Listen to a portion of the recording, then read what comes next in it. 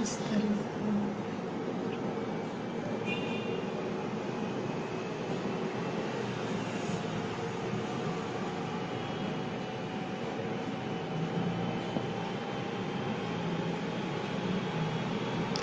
Shrestha and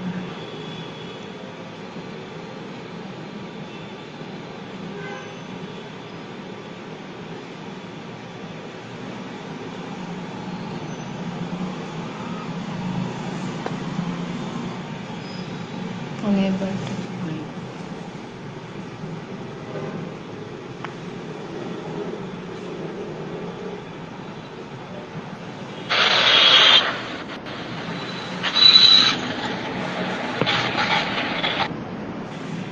Hello, good evening, everyone.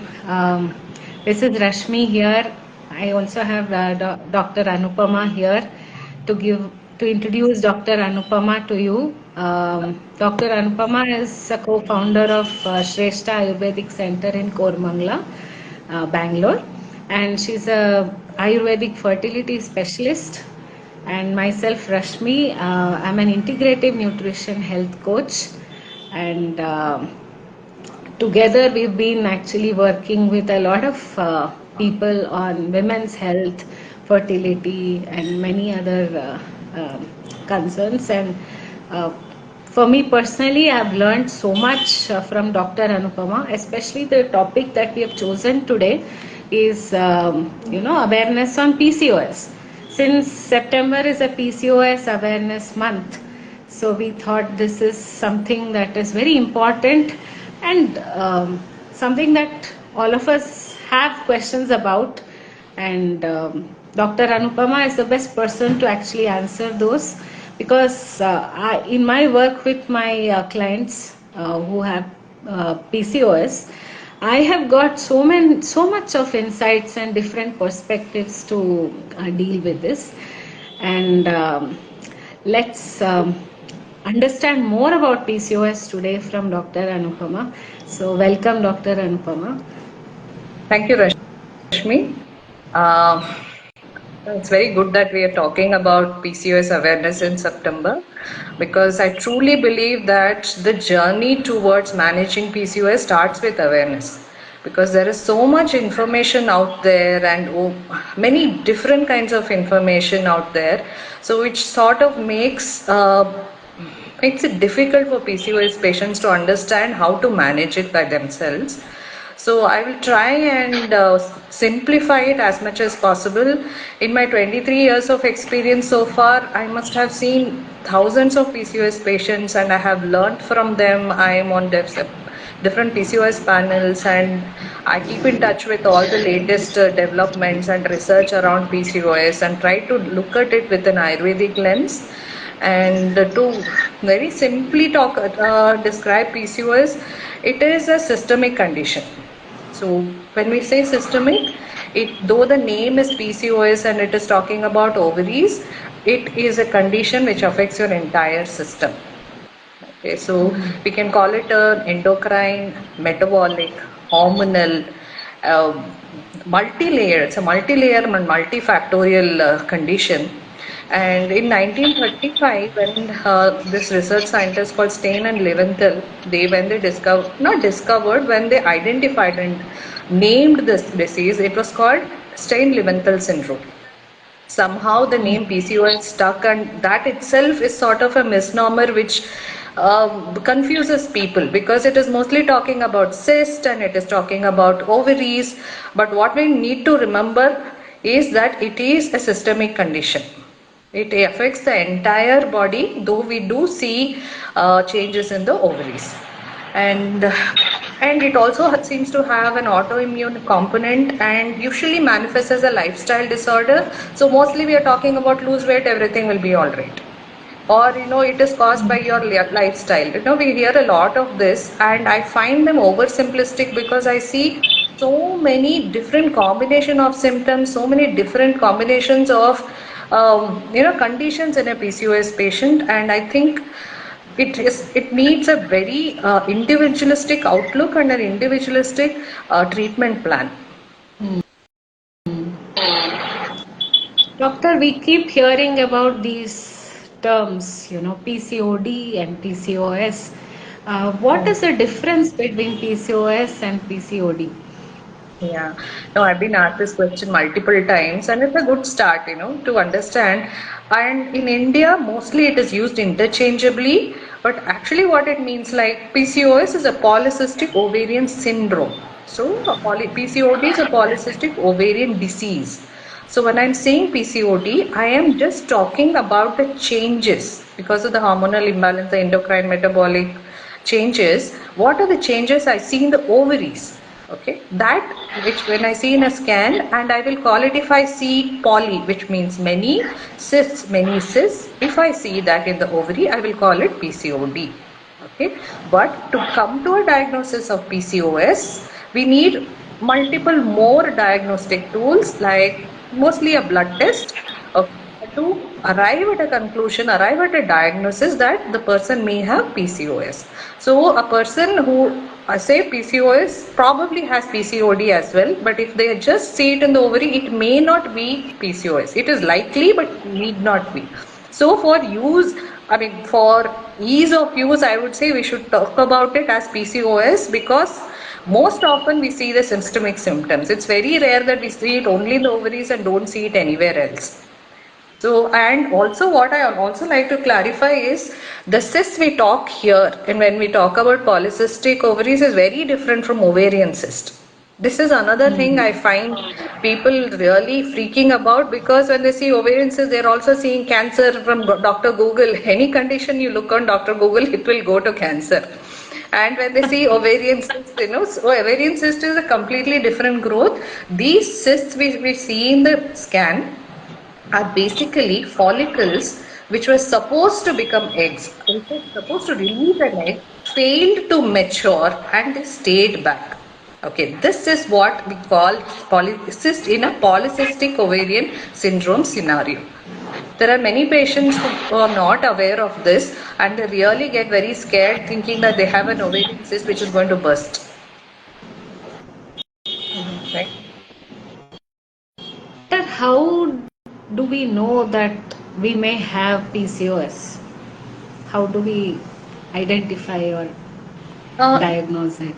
if a menstruating person, a woman, is having symptoms like irregular periods or skipping the periods, or if it is different from her original, or we call it a baseline menstrual cycle pattern, if it is different, let's say very, very heavy bleeding suddenly, or a scanty bleeding suddenly, and unintentional weight gain suddenly, which is not really connected to increased eating or any kind of lifestyle habits, it's not matching with that.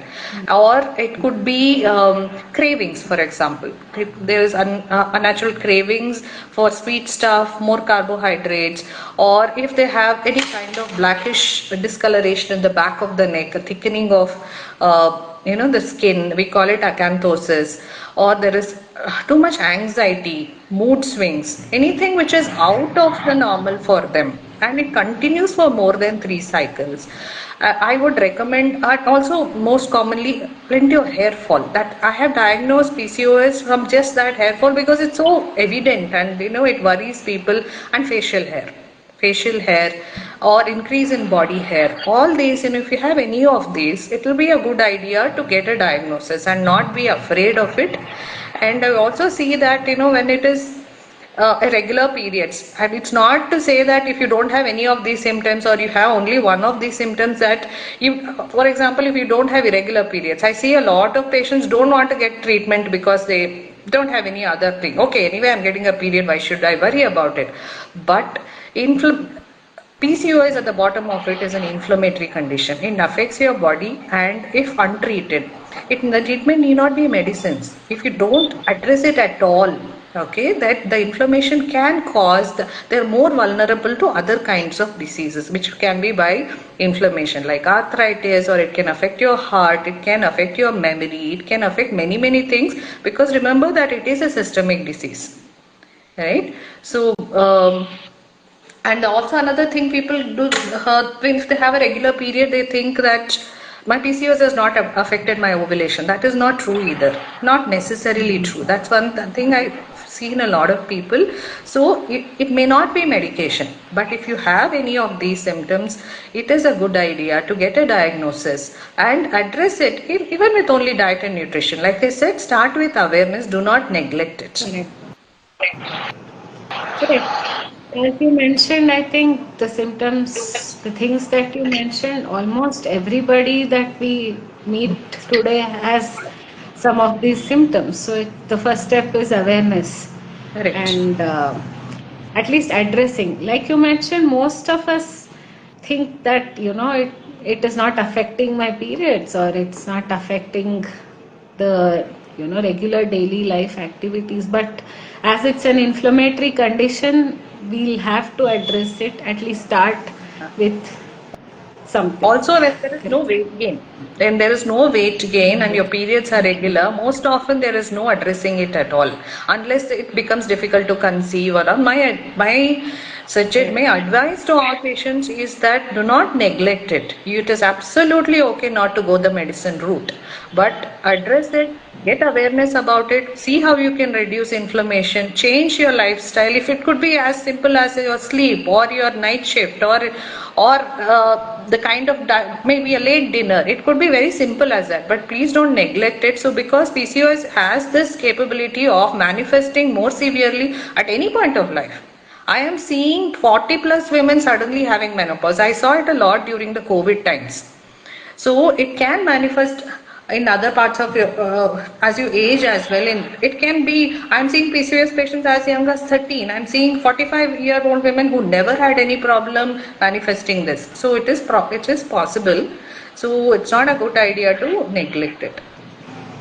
Correct. And sometimes it can be dormant, it might not affect, and later, as you mentioned, it can actually start manifesting as an inflammatory condition. So Yes, it's very, very very important to possible. it. Right. Correct. So, doctor, what causes PCOS? This is a question that most people ask. Yes, yes, yeah. It is very natural for us to want answer when this is truly a nasty disease, nasty condition, not just a disease. It is there. It's a syndrome. Syndrome is when we have so many symptoms coming from different systems of your body. Okay, it is not isolated to a single system. From the reproductive system, from the endocrine system, so many systems are affected. So it's a syndrome. So there is no conclusive mm, research about this, but there has been some conclusion that this is definitely inherited, genetic, and it manifests later when there are triggers. Okay, and triggers like sudden weight gain or grief or some kind of illness. During COVID times, I've diagnosed a lot of PCOS patients who did not have those symptoms before. It is possible, and if the parents have, one of them have diabetes, or if their grandparents have diabetes, we see the more prevalence of PCOS in those people. And also anxiety and stress, difficult lifestyle. I mean, I see a lot of BPO employees in my clinic who have, because of the nature of their work, their circadian rhythm is disturbed. Okay, in such cases also, I definitely feel these are triggers which help them to manifest, not necessarily causes PCOS. Hmm. Okay. And that is why That's always telling patients that go lose weight and come. Healthy lifestyle, if you have a healthy lifestyle, you will not get PCOS. I can give you at least 2 dozen patients who are absolutely very conscious about what they eat, what they do, exercise, all of it. And how do we okay. answer the question that why did they get PCOS? So it is a little more nuanced and it is a little more complicated than just saying that women are not active like before. I see a lot of this. Saying women are not looking after their health. The women are eating junk. They are eating outside food. These are things probably which make it worse, but not really a cause. The weight gain caused by all these activities probably triggers off that condition in you. And when you reduce that weight, of course, it makes it better. But blaming only that may not be the right answer for everyone. No. Absolutely. There are many women who We are have seen having a I very mean, good Anupama healthy Santosh. lifestyle. Yes. Correct. And PCOS is also a relatively new diagnosis, so we don't know whether it was there in our ancestors We or don't know. mothers We or don't know. grandmothers. And that does not give an answer for lean PCOS. If we are blaming only junk eating and cravings and all that, how do we answer about lean PCOS? I have patients who are lean, have a BMI between 13 to 16 and have a high insulin resistance. So, yeah, so Right. that's what I mean. Every case has to be assessed very carefully, and not oversimplistically say that it's a lifestyle disease, go just do diet and gym. That is what I mostly hear. That's what they are told. Many of my patients, that's what they tell me. That's right. So, from what you say, also the first step would be to be aware of acceptance that this is there, and then start dealing with it. A lot of times, people cannot accept, especially the people who have a great lifestyle, healthy eating habits and everything in place. There is actually no acceptance. The acceptance is the first step to It's a kind start of addressing. deceit because they've been told that you be healthy, you'll do the right things, nothing will happen to you. But health is a far more complicated, complex thing to understand, and our Absolutely. genetic makeup comes from so many generations, so it is difficult, but it is manageable. It can be managed with the right awareness, right diagnosis of the kind of PCOS they have, and the line of treatment based on the type of PCOS. Okay. Um, PCOS is a relatively new diagnosis. So, is there a mention of it in Ayurveda? Um, then, also, how do you treat it with Ayurveda? How do you treat this Yeah, it's a condition? very relevant question actually, because we can think of a few conditions which are mentioned in our books relating to PCOS, but we don't have a separate condition like PCOS completely to what we are seeing today. But also, our acharyas have clearly said that we should not get hung up by the names of the diseases. They have called Ayurvedic principles as eternal. Okay, so use the principles, look into each dosha, each dhatu, each symptom, and arrive at a line of treatment and based on that person. Okay, so Hmm. and also, why I think Ayurveda is so much suited for PCOS treatment is, like I keep repeating to you, that our line of treatment is Ahara, Vihara, and Aushadha. May it be PCOS, may it be constipation, may it be hypothyroidism, any condition, that is our first principle. Ahara, Vihara, and Aushadha. And PCOS being a lifestyle condition, at the end of it, that's what we have to treat. So it's just the right match, because you have to look into all of it. Even every kind of practitioner or whatever kind of stream of medicine they are practicing, when it comes to PCOS, everybody's advice is to look after your food and diet, and medicine comes at the last. Okay, so I think why Ayurveda has so much to contribute, and we get such beautiful results when we treat PCOS, and we are able to help patients so much better. That's right. So, Okay. treatments you So, are asking doctor, me is about, PCOS? Karen. Sorry.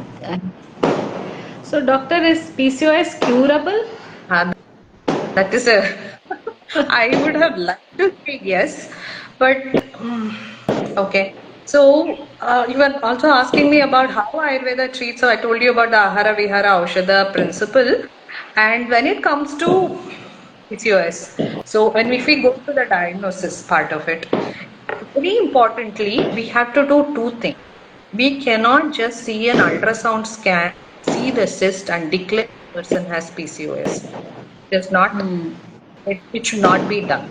It has to be supported by the biochemical test. This is a blood test, and there are several criteria which are given to confirm the diagnosis of PCOS. The most popular one is the Rotterdam, which says that at least 2 out of 3 criteria should be there, and there are some others which they say 4 out of 5. Basically, you just can't see a scan, see the polycystic, that is many cysts in the ovaries, and declare that the person has PCOS. There are other things like You have to check the ovulation. You have to check for hyperandrogenism, that is high testosterone levels in the blood, and not just in the blood. It may be just clinical. You may be seeing body hair, you may be seeing facial hair, but you may not see a high free testosterone. But it still has to be considered high insulin resistance. All of this have to be tested before a diagnosis of PCOS is given. This is the first assessment I do, and also in a scan. In a scan, there may be cysts in the ovaries, but unless the criteria is that there should be more than 12 cysts in each ovary, which is lesser than 9 mm and the volume lesser than 10 cc. Okay, only then we can say it is polycystic ovary morphology. Still, we are not saying it is PCOS. But if it is supported in the blood test with high free testosterone or insulin resistance, and we see in the follicular study there is no ovulation, then maybe we will think that this person may have PCOS. Okay. So, apart from the subjective things I said already, like the acanthosis, the irregular period, scanty period, heavy period, suddenly become very painful, or suddenly you have developed hypothyroidism along with the changes in your ovaries. Okay, facial hair, dark hyperpigmentation, darkening of the inner thighs or the underarms. Along with that, please do this assessment, both the scan and the biochemical test. They don't have to be repeated again and again, but we will know the kind. So there are different kinds. Every day, new kind of PCOS is emerging as a diagnosis. I mean, it's always been there. Okay, there is a condition where there is only insulin resistance. Just the predominant problem is insulin resistance. There can be hyperandrogenism, that is excess testosterone or androgens in the body, male hormones in the body. There can be HPA, adrenal PCOS. There can be an inflammatory PCOS. There can be an anovulatory PCOS. So there are different kinds of PCOS, and the first step is to identify as much as possible of what kind of PCOS it is, and my treatment starts from there. Okay, base for example, if they have insulin resistance, I will start with their diets. I will start with handling their cravings. I will start with telling them what to take as a morning drink so that your cravings are not too much, what to take during the day, what to eliminate, how to detoxify so that you can help your body. And many people think that all these cravings is a mind game. They think that we don't have willpower, and I see a lot of beating up among women. I feel so bad for them. So I keep telling them, blame your hormones also a little bit. Don't blame yourself all the time, because it is not that, it is not a willpower thing. It is impossible for them to control this because it is happening because of the imbalance of the hormones. So we work from there, help them to lose weight, and suggest the right kind of exercise for them. Just going to the gym does not work for everybody, and the intensity, all of that, we work with that. For example, if it is an adrenal one, then we talk about the stress and anxiety and depression. We talk about that. If it is a lean PCOS, we think about why there is so much leanness, why the testosterone is so high. Usually I see that connection. And are they over exercising, are they taking very little of good fats, all of this. So it completely depends on the type of PCOS. Or if we see, and always we start with the gut health. Bloating is one common symptoms we see in all kinds of PCOS, and that is where we need to start. It is, unless I see a lot of women reaching out to protein, and this is important for PCOS. I am not against protein, but your protein in assimilation requires a good quality of acid. That should not, your protein should not increase your bloating, right? So start with the gut health. That is my advice. And your body will start supporting you, the inflammation will come down, and then start the other things. We can talk about treatment maybe in the next time, the more about diet and nutrition way of helping PCOS. Maybe in the next part, I think. Definitely. Like you mentioned, I also hear women over exercising and with PCOS, and we see that testosterone goes high also. Correct. Also, because I think gymming is the only thing to do.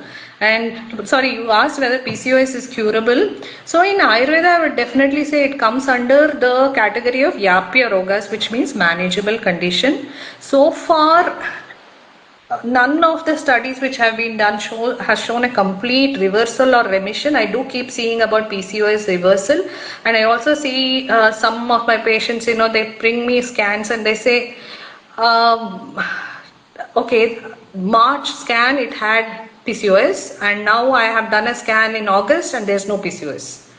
Please remember that it may not show. It may not show and it may come back. But that is why, so we have to see the test, blood test, and we have to see the scan, and we have to understand there is a PCOS tendency, whether it is showing up.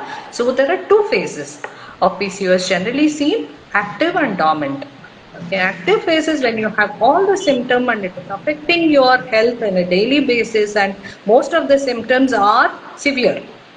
But once you start managing it, it can reach to a phase called a dormant phase when you don't see any of these symptoms actively. It is dormant and it is not troubling you. That is our goal. That is our goal. Having a decent, number of periods. I also see patients, when they start PCOS treatment, previously they would be having only 3-4 periods in a year. Suddenly they think somehow we can make it come in 28 days, and they start worrying about it and getting anxious about it. We should need to remember that if we are treating this naturally, I mean, forget it if you're taking an oral contraceptive pills, you take it for 21 days and then you stop it, and you imagine that this is your own period and you're getting it regularly. It is not. It's withdrawal bleeding only. So if you're doing it, maybe step by step, maybe if you can get, let's say, 6 to 8 cycles naturally in a year, and your cravings are low, your mental health is better, you're losing weight and healthily, and you're feeling light. These are the baby steps, and these are the small wins we have to count and carry on with this. With this journey. I keep saying journey because it is one. I wish I could have said, okay, I have this magic pill, please take it and it'll all be all right. But it is not. So I would categorize this as a manageable condition. Again, manageable in how many months? It completely depends on the person. Correct. That's right. Getting a lot of questions also. So the most important question that most people want to know is, how does PCOS affect fertility? Yes, yes. Many women get a diagnosis of PCOS. They realize they may have PCOS only when they start trying for conception, and when they go to a doctor and there are some scans and other blood tests are done, they realize, because many of them may have regular periods. They may not have any reason. They may not have noticed anything at all. That is also possible. So the first reason, first place where it affects is anovulation. That is not having ovulation at all, or oligo-ovulation, which means that you're not ovulating every day. Sorry, every cycle. Okay, you're probably having 12 periods, 12 cycles, and you may be ovulating only in 6 cycles or 6 to 8 cycles. Next is the poor quality of the eggs because of the high insulin resistance and the high testosterone. And usually the ovaries are bulky, and the blood circulation is not great, and the fat in the middle part of the body, can make the blood circulation very poor for the ovaries, and there can be hormone imbalance like high LH, high luteinizing hormone, which is very common, and PCOS is a sister disease to hypothyroidism, so you can quickly develop that as well. And prolactin hormone, which does not allow ovulation, also sometimes is high in PCOS patients. So it can affect, because it is a reproductive condition too. So it can affect it, but PCOS patients can conceive. They need to address what is preventing them from conceiving, and it can never be one thing. Just taking a metformin and gymming may not help everybody. It may help people who have insulin resistance, and gymming may be working for them, but it is not the only solution. It has to be customized to the body type of the person, to the amount of time they have, to the kind of troubles they are having. It has to be customized. Correct. It's actually, the takeaway from this is, it's a very, very individualistic approach that we take in That is PCOS. why Ayurveda is very successful treating infertility patients because of PCOS. 60% of my practice is infertility practice out because infertility because of PCOS. And when we deal with that separately, I use herbs, I use exercise advice, and so many of them work with you. You know how we work with them closely, and you know how they take baby steps and small wins, and one day it happens. It happens because finally it is a natural process. So when we are closer to our nature and we support our bodies and we give that notion to our bodies that we are in a good place, okay, and the body decides that okay, now if this body conceives, she will have a healthy conception, healthy pregnancy, and finally a healthy baby. That is the design of nature. So instead of just thinking about okay, let me get medicines to ovulate, instead of doing that, supporting the entire body so that there is an ovulation, there's a healthy ovulation, you increase the chances of conception without depending on the medications. Absolutely. We've seen so many cases where, people have conceived with PCOS. So it's Even, definitely yeah, possible. yes, you have worked with some of my patients who are high BMI patients. Even when they have lost 5 to 6 kgs and they have made the changes, even though the weight loss has not been phenomenal, like 10, 15 kgs, they still conceived and had healthy pregnancies. Now, this all proves that Absolutely. we cannot group them under, okay, she is overweight, okay, we cannot do that. Correct. Absolutely, doctor. It was such a wealth of information, and this is such a vast topic to discuss. So we will actually, do a series of PCOS awareness, and we'll delve deep into the, how to go about it and what will be the diet, lifestyle, and things like that in our next Insta live sessions. Thank you, doctor, for giving us, this great information, because this is something that I think most of us want to hear, want to know the nuances about PCOS, which we cannot really get to know. It's a generic thing in the Google or whatever. No, So this trust is me, very, I am very learning individual. these too.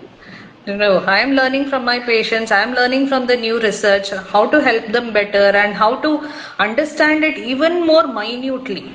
I am still learning on this. Absolutely. Actually, it's Absolutely. Your insights have helped me look at each patient in a totally different perspective as well. So that it usually is not just the PCOS, right? It always comes with either a thyroid dysfunction or a acidity or a constipation or some, as you said, bloating, or it always accompanies some other things. And we have to work in tandem to address all these issues. So true. thank you so much, Dr. Anupama, for your valuable insights You're welcome. on PCOS. Thank you so much. Thank you. Bye. Good night. Look forward to hearing more from you Yeah, next Wednesday. we'll go into more of the treatment part in the next. Definitely. Thank you. Yeah. Good night. Good night.